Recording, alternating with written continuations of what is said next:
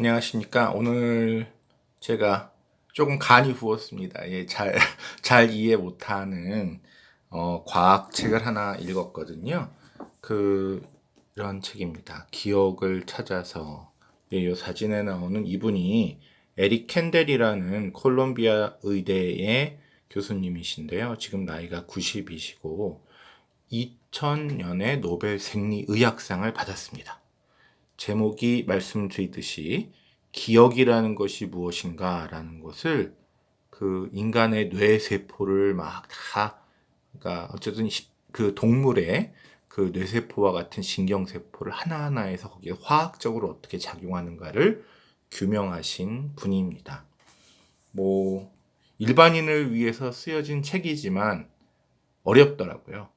어렵고, 그래서 제가 이거를 이해했다라는 거는 좀 말이 안 되는데, 저도 도대체 인간의 뇌에서 무슨 일이 벌어지는가 궁금하거든요. 그냥 이렇게 대충 일반인이 하는 게 아니라 정말 그 뇌세포 끝에서 무슨 일이 이루어지는가, 신경세포 뉴런이라는 거에서. 그래서 그런 거를 그냥 한번 생각해 보려고 했고, 그냥 어떻게 되는 건지 이 책에서 워낙 세계적인 권위자시니까 이분이 자기가 한 연구를 일반인들이 좀 이해하라고 쓴 책인데 조금 짐작은 하게 되었던 것 같아서 맞거나 틀리거나 제가 지금 이 책을 읽고 이해한 점에 대해서 말씀드리려고 합니다. 이 교수님이 에릭 캔델 교수님이 특이한 건 오스트리아 빈에서 태어나셨고요. 유태인 지방에서 태어나서 당시 히틀러가 이제 유럽을 막 점령하고 유태인들을 죽이던 시절이라서 가족과 함께 미국으로 탈출한 다음에 공부를 잘해서 하버드 대학에 갔는데 의학을 공부하신 게 아니라 역사와 문학을 공부하셨다고 합니다. 그래서 원래는 이런 역사, 문학, 특히 이제 심리학, 프로이드의 심리학 이런 거에 이제 관심을 가지셨는데 어느 날 이제 대학원에서 지도 교수님하고 얘기하는데 그렇게 막연하게 인간이 무슨 기억을 하느냐, 이런 거에 아니 무슨 마인드를 갖느냐, 어렸을 때 무슨 경험이 어떻게 되느냐, 이런 얘기를 자꾸만 하는데 사실 그게 다 우리 뇌 속의 신경세포 그런 가닥가닥에서 이루어지는 건데 그걸 연구하는 게 낫지 않겠냐 해서 갑자기 이과로 확 분야를 바꿔서 공부하신 그런 분입니다. 그래서 인간의 정신에 대해서 어떻게 보면 문과적인 관심을 갖다가 이걸 제대로 공부하려면 의학 생물학을 해야겠다라고 해서 갑작스럽게 고생하시면서 이공계 경력을 쌓으셔서 노벨상을 받으신 분이다 라고 이해할 수 있겠고요. 이분이 노벨상을 받으신 것에 가장 탁월한 선택, 이유 중에 하나가 재밌는데요. 군소라는 생물을 전 처음 들어봤는데 우리나라에서 바다 달팽이라고 하고요. 서양에선 바다 토끼라고 하는데 한마디로 이 껍질이 안 달린 달팽이 같이 생긴 동물인데 연체동물이죠. 이 바다에 사는 애가 있더라고요. 한번 인터넷에서 군소 찾으면 어떻게 생겼는지 보실 수 있습니다. 달팽이처럼 이렇게 더듬이가 나왔는데 그게 토끼처럼 보인다 그래서 서양에선 바다 토끼라고 불린다고 하는데요. 이게 왜 탁월한 선택이냐? 다른 사람들은 사람이나 쥐나 이런 신경세포를 갖고 연결하는데 이거는 현미경으로 봐야 될 정도로 아주 얇은 아주 그냥 가는 실 같은 존재인데요. 이 군소는 원시적인 생물이라서 그런지 군소의 신경세포는 지름이 거의 1mm 가까운 이 정도면 다른 1000분의 1mm 이런 신경세포와 비교도 안 되게 굵은 거고요. 다른 거는 한번 이렇게 자극을 주면 신경세포가 뚝뚝 잘라지는데 군소는 그래서 신경세포를 아주 가는 거를 이렇게 하나 해부해서 고하고 실험 한번 하면 또 끊어지면 또 하나 다시 이런 방법으로 하는데 이 캐넬 교수님은 보니까 군소라는 생물은 이게 신경세포가 튼튼하네. 그래서 이걸로 하는 바람에 남보다 더 수월하게 빨리 결과를 알 수 있다. 물론 아이디어가 뛰어나신 분이지만 그런 얘기를 하고요. 그래서 앞에서 말씀드렸듯이 학습과 기억이라는 것이 구체적으로 신경세포 안에서는 어떻게 이루어지는가를 이 군소를 가지고 몇십 년을 연구하신 겁니다. 시냅스라는 게 있는데요. 시냅스라는 게 이제 두 세포가, 이제 신경세포가 이게 가느다란 게 있는데, 요 두 개가 이렇게 조금 떨어져 있는데, 요 만나는 부분을 시냅스라고 한답니다. 여러분은 아셨나요? 저는 이 신경세포에서, 제 이렇게 손가락에서 무슨 일이 있는 걸 뇌까지 전달하는 거는 이게 전기가 쭈르륵 흐른다고 생각을 했거든요. 근데 전기가 아니랍니다.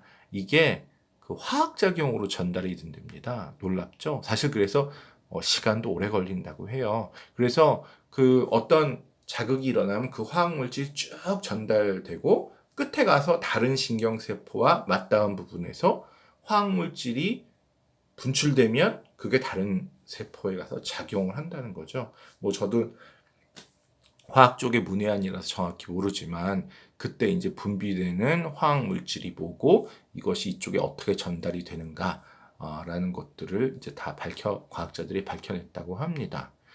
그런데 이제 뭐 기억이나 학습에 대해서 재밌는 거는 이제 이런 그 세포들이 서로 연결되어 있는 걸 쭉 놓고 이제 A라는 신경세포가 있고 그 신경세포가 B라는 신경세포와 만나는 점에서 A에 이제 자극을 주는 거죠. 그럼 이제 A가 자극을 받아서 자기가 자극받았다는 정보를 화학물질을 통해서 B라는 신경세포에 전달한다고 합니다. 이제 제가 이해한 바에 따르면.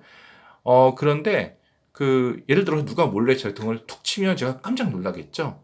근데 이런 일이 매일같이 반복되면요. 그 등을 툭 치고 깜짝 놀라는 그 정도가 점점 약해진다는 거예요. 왜냐면 이거 자꾸만 누가 등을 치고 그러고 나서 나는 무슨 일이 있어갖고 뭐 호랑이가 달려올 줄 알았는데 보니까 그냥 친구가 등을 툭 친 거다라고 하면 그 다음에는 학교에서 누가 내 등을 툭 쳐도 또 친구가 친 거겠지라고 해서 놀라지 않게 되는 거죠. 이걸 신경세포로 보면 A라는 신경세포에서 B라는 신경세포로 자꾸만 그 메시지가 전달되게 되면 그 메시지의 강도가 낮아지더라. 즉 화학물질의 분비가 낮아지더라. 그래서 뭐 A하고 B가 이제 연결되는 것이 너무 자주 일어나면 놀라지 않는 것, 이런 것이 이제 어떻게 보면 일종의 학습이다라고 볼 수 있는 거고요. 근데 조건 반응은 좀 다른 것도 있답니다. 왜냐면 쿵 소리가 나면 우리가 깜짝 놀라겠죠. 근데 쿵 소리가 난 다음에 우리 손에 전기 충격을 준다면 어떻게 될까요? 처음에는 쿵 소리하고 이 전기 충격 아파라고 하는 것이 별 상관관계가 없다고 생각하겠지만 쿵 소리만 나면 전기 충격이 온다 그러면 쿵 소리만 나고도 가슴이 철렁하고 손을 이렇게 전기 충격 안 받으려고 피하게 되고 이런 행동을 하겠죠. 그래서 쿵 소리가 우리 뇌에 전달되는 그 신경과 손에 전기 충격을 해서 손이 아픈 이 두 가지는 사실은 별로 연결이 안 돼 있는 세포라는 겁니다. 즉 그 손에 전기 충격을 주면 손이 아프고 그 세포는 원래 우리가 태어날 때부터 전기 충격을 주면 아프다라는 것은 이미 연결되어 있는 그 두뇌로 우리가 태어났는데 쿵 소리가 난다고 우리가 손이 아픈 건 아니잖아요. 근데 쿵 소리가 날 때마다 손이 아파지면 이 쿵 소리가 나는 것과 손이 아픈 이 두 신경이 쿵 소리를 듣는 신경과 손이 아픈 이 두 신경이 아주 약하게 연결이 돼 있지만 거기에 자꾸만 화학물질이 분비된다는 거죠. 그래서 그 쿵소리와 이 손이 아픈 것이 자꾸만 반복되면 여태까지는 거의 연결이 되어 있지 않던 쿵소리와 이 손이 아픈 것의 그 연결이 강해진다. 그래서 자꾸만 화학물질이 쿵소리가 나면 손이 아픈 신경세포로, 손이 아파지는 신경세포로 미리 분비가 된다라는 겁니다. 그래서 이런 반응이 강해지는 건데 이것이 기억의 아주 기초적인 것이라고 합니다. 그래서 그 기억이라는 거는 쿵소리가 난 게 손이 아프다. 쿵소리 나면 손이 아프구나 하는 기억을 갖게 되는 거는 이 두 별로 원래 상관이 없던 신경세포 간의 그 연결이 강해지는 거다라는 거고요. 또 하나 이제 이분이 착안한 거는 기억에 사람들을 보면 단기 기억과 장기 기억이 있답니다. 즉 단기 기억은 한 뭐 몇십 분 동안 이렇게 기억하다 잊어버리는 건데 우리가 대부분 잊어버렸지만 어렸을 때 아주 그 어린 시절 지금 뭐 어제 거는 잘 기억 안 나지만 10년, 20년 전의 것이 아주 기억이 잘 나는 것이 있죠. 이것이 장기 기억이라는 건데요. 단기 기억은 지금 바로 일어난 일이 예를 들어서 A라는 신경세포에 어떤 자극이 오니까 그게 B라는 신경세포와 연결돼서 자꾸만 일어나더라. 그러면 A라는 신경세포에서 분비하는 화학물질이 B라는 신경세포로 전달되는 이 화학물질의 분비 강도가 세진다. 이것이 단기 기억입니다. 근데 이제 이게 별로 그래서 어느 정도 화학물질이 막 분비돼서 둘이 연결이 돼서 A가 되면 B가 된다라고 이제 생각을 하는데 그것이 이제 잘 일어나지 않게 되면 이 화학물질의 분비가 줄면서 이 둘의 연결이 조금 소원해지게 되죠.